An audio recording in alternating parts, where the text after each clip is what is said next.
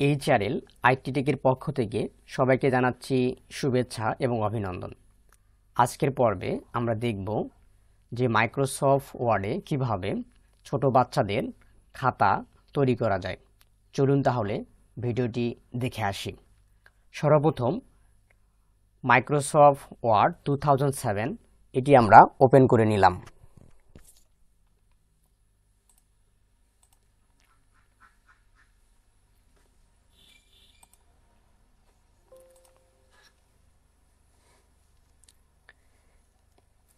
Open করার পর আমরা এখান থেকে পেজ লেআউট মেনু বারে যাওয়ার পর মার্জিন থেকে আমরা এখান থেকে আমাদের যে পেজে যে সাইজটা আছে এই সাইজটা আমরা এখান থেকে করে নিব। কাস্টম মার্জিনে চলে যাব।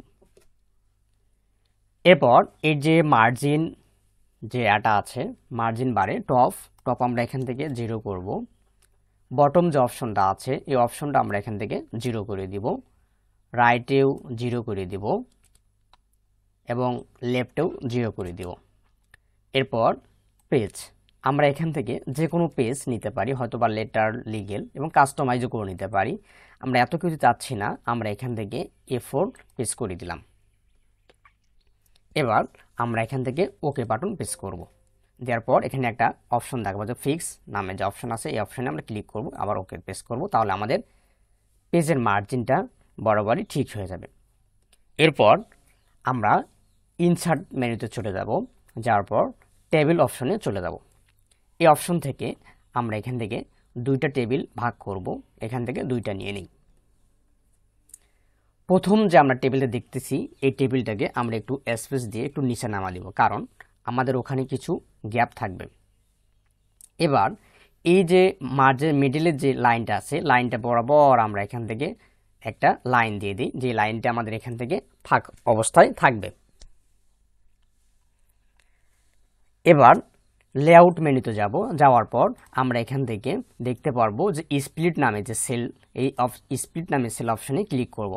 নাম্বার অফ কলাম, যেহেতু আমাদের এখানে রো একটাই থাকবে এবং কলাম এখানে আমরা যেহেতু বাচ্চারা 1 থেকে 10 পর্যন্ত লেখা একটা সিরিয়াল থাকে, আমরা এখান থেকে 1 থেকে 10 পর্যন্ত দিয়ে দিলাম।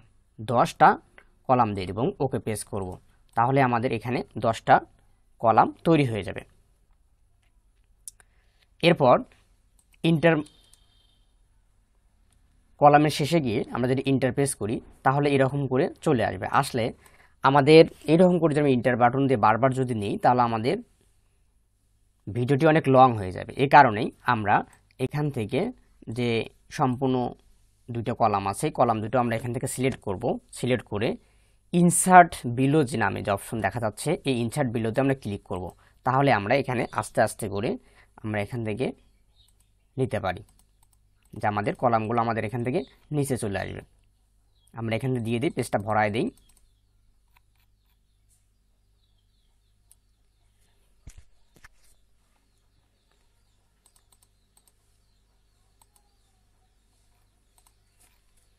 হয়ে গেছে। আমরা এখানে দেখতেছি যে আমাদের লাইনগুলো হয়তো বা ছোট ছোট দেখা যাচ্ছে, আসলে কিন্তু লাইনগুলো অনেক বড়। এটা আমরা জুম সাইজ করে নিতে পারি এবং দেখতে পারি। আমরা এখান থেকে আমরা আরেকটু নিচে নামাই দিই, যেহেতু আমাদের এখানে একটা লাইন থাকবে। এরপর আমরা এখানে যাওয়ার পর লেআউট মেনুতে তারপর ডিজাইনে ডিজাইনে আমরা এখান থেকে ড্র করব। যেহেতু আমরা এখানে ড্র দিলাম। এবার লাইনটা আমরা এখান থেকে সিঙ্গেল লাইনই দিয়ে দিলাম এবং এখান থেকে যে পুট নাম অপশনটা এখানে আমরা একটু মোটা করে দিই। এবার পেন কালারের মধ্যে গিয়ে আমরা রেড কালার করে দিলাম। এবার একটু জুম ছোট করে নিয়ে আমাদের যে লাইনটা ছিল ফার্স্ট লাইন, এই লাইনটাকে আমরা এখান থেকে কালারাইজ করে দিলাম এবং উপরের যে লাইনটা আছে এই লাইনটা আমরা এখান থেকে কালারাইজ করলাম। করার পর আমাদের কাজ শেষ। এখন থেকে আমরা এখান থেকে বের হই। এবার আমাদের আরও একটু ছোট হচ্ছে মনে হচ্ছে, আমরা এখান থেকে কেটে দিই। এটা দেওয়ার পর আমরা এখানে খাতার উপরে লিখবো হচ্ছে পেজ, কয় নম্বর পেজ, আর নিচে লিখবো ডেট। এই কারণে আমরা ইনসার্ট থেকে আবার শেপ নামে অপশন চলে যাব। এখান থেকে আমরা একটা ডিজাইন দেবো। এখানে আমরা এখান থেকে ডিজাইন চুজ করে নিই, আসলে কোন ডিজাইনটা এখান থেকে দেওয়া যায়। কারণ আমরা এখান থেকে একটা শেপ দিয়ে দিই।